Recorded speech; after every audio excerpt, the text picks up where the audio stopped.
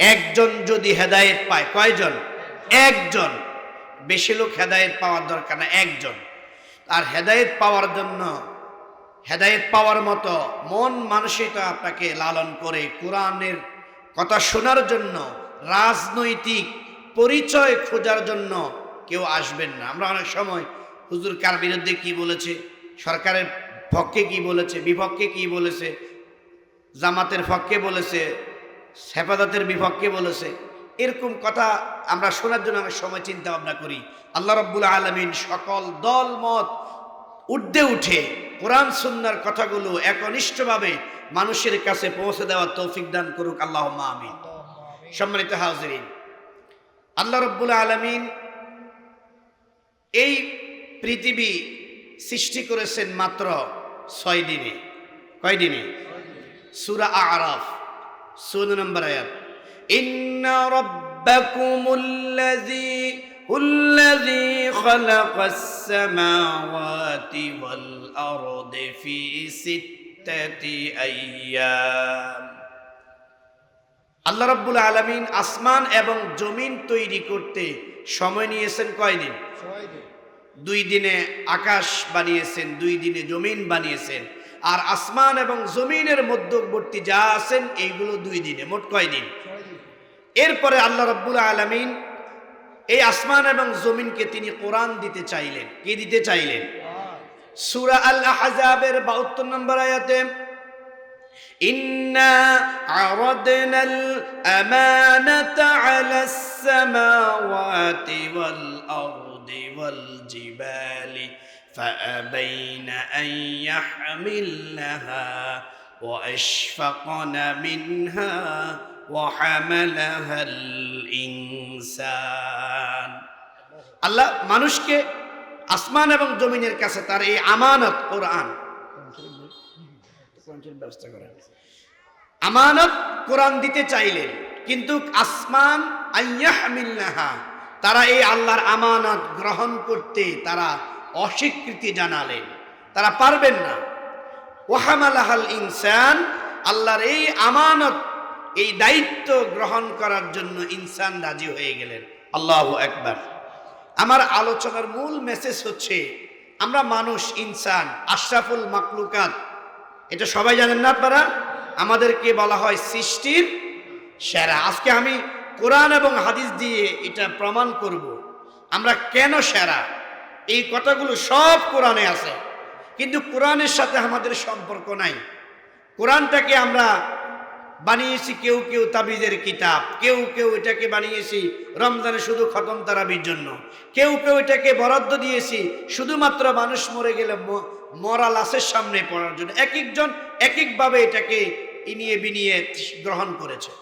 তো আল্লাহ রাব্বুল আলামিন পৃথিবী, আসমান এবং জমিনে কোরআন দিতে চাইলেন, কিন্তু কোরআন, তারা আসমান এবং জমিনে আমানত গ্রহণ করতে রাজি হলেন না।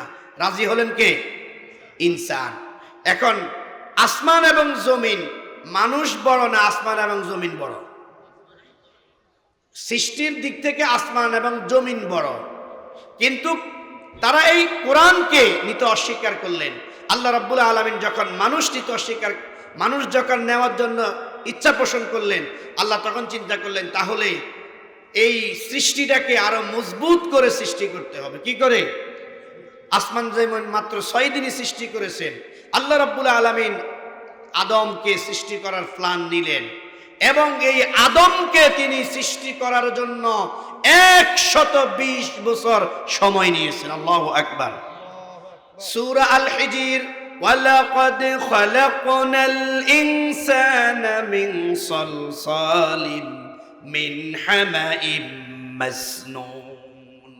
আল্লাহ রাব্বুল আলামিন পৃথিবীর উপরিভাগ থেকে মাটি সংগ্রহ করলেন এবং দুনা নামক জায়গায়, মক্কার উত্তর পাশে দুনা নামক জায়গায় মাটিগুলো রাখলেন। একটানা 40 বছর এটাতে বৃষ্টিপাত করলেন। কত বছর? এরপরে সূরা রহমানে বললেন, খালাকাল ইনসানা মিন সালসালিন কাল ফাক্কার। এরপরে তিনি এই আরো 40 বছর এই মাটির উপরে তিনি সূর্যের তাপ দিলেন। কত বছর গেল? সূরা সফে তিনি বললেন মিন তিনিল লাযিব। এই আরো 40 বছর এই মাটিগুলোকে তিনি গাড়া কাদা এঁটেল মাটি তৈরি করলেন, আর 120 বছর সময় নিয়ে তিনি এই আদমকে তিনি সৃষ্টি করলেন। কত বছর? তাহলে আসমান জমিন বানালেন মাত্র 6 দিনে, আর আদম বানাতে সময় নিয়েছেন কতদিন? কতদিন?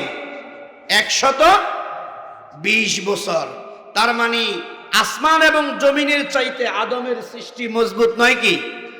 সুতরাং এই আসমান এবং জমিনের চাইতে আদমের সৃষ্টি মজবুত। এরপর আল্লাহ আদমকে সম্মানিত করলেন, ওয়ালাকাদ কাররামনা বানি আদম, আমি আদমকে সম্মানিত করেছি।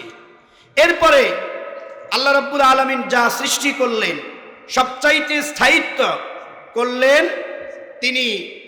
আমরা যা কিছু দেখি আসমান এবং জমিন যা আছেন এইগুলোকে তিনি 3 ভাগে বিভক্ত করেছেন। কয় ভাগে? ক্ষণস্থায়ী, আমি শেষ করে দিচ্ছি, ক্ষণস্থায়ী, দীর্ঘস্থায়ী, চিরস্থায়ী।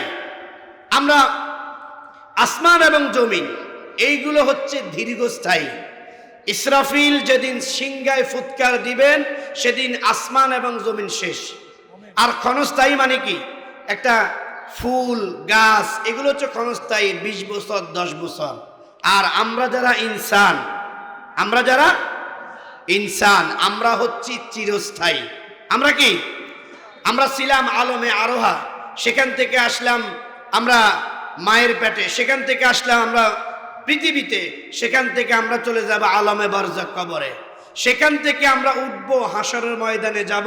ফারিকুম ফিল জান্নাহ ওয়া ফারিকুম ফিস সাঈর, একদল যাবে জান্নাতে, একদল যাবে, যারা জান্নাতে যাবে তারা খালিদিনা ফিহা, আর যারা জাহান্নামে যাবে তারা খালিদিনা ফিহা আবাদা। তাহলে আমরা চিরস্থায়ী, আমরা সৃষ্টির দিক থেকে মজবুত, আমরা সম্মানের দিক থেকে 1 নাম্বার। আমরা নবী পাইছি কয় নাম্বার? কোরআন পাইছি কয় নাম্বার? এই 1 নাম্বার মানুষের কিছু দায়িত্ব আছে না নাই?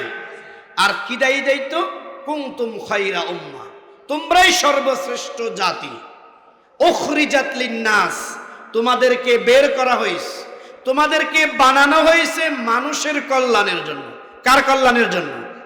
মানুষের কল্যাণের জন্য। এই মানুষের কল্যাণের জন্য আমাদেরকে তৈরি করা হয়েছে। আর আজকে আমরা সেই শাশ্বত বাণী কোরআনকে ছেড়ে দিয়ে আমরা মানব রচিত মানুষের মন মস্তিষ্ক দিয়ে যেই আইন, সেই আইন দিয়ে আমরা শান্তি তালাশ করি, কল্যাণ তালাশ করি, নিরাপত্তা তালাশ করি। নিরাপত্তা কি আছে? এই কোরআন আপনাকে নিরাপত্তা দিবে যদি এই কোরআনটাকে আপনি জানেন, মানেন। এই কোরআনের ভিতরে পৃথিবীর আগের খবর আছে, বর্তমান খবর আছে, পৃথিবীর পরের খবর আছে না নাই? সুতরাং এই কোরআনের সাথে আমাদের সম্পর্ক বাড়ানো দরকার আছে না নাই? শুধু কি মাহফিলে আসলে না, আমরা সর্ব অবস্থায় এই কোরআন থেকে আমরা সবক নেব। এই কোরআন থেকে আমাদের সকল প্রশ্নের জিজ্ঞাসা আছে না নাই? আর 30 সেকেন্ড আমার আলোচনা শেষ। এই যে 5 তারিখে যারা চলে গেল, যারা পালাই চলে গেল, ওই পারে চলে গেল, তাদের চলে যাওয়ার পর তাদের অবস্থা কি হবে এটা কোরআনে আসেনি? সূরা দুখান, ফামা বাকাত আলাইহিমুস সামাউ ওয়াল আরদ ওয়া মা কুননা মুনজিরিন। আমি যখন এই আয়াত পড়লাম মনে হলো আয়াত মনে 6 তারিখে আল্লাহ নাজিল করলেন। আল্লাহ বললেন যারা জুলুম করবে, এই সমস্ত চরিত্র ধারণ করবে, তারা যখন ক্ষমতা থেকে দুনিয়া থেকে চলে যাবে তাদের জন্য আসমানেও কেউ কান্নাকাটি করবে না, আফসোস করবে না, দুনিয়াতেও তাদের জন্য কেউ আফসোস ওয়া মা কুননা মুনজিরিন, আর তাদের জন্য সময় দেওয়া হবে না, ইন্তজার করা হবে না, তাদের জন্য অপেক্ষা করা হবে না। ঠিক কিনা বলেন? 2 দিন সময় চেয়েছিল, পেয়েছে?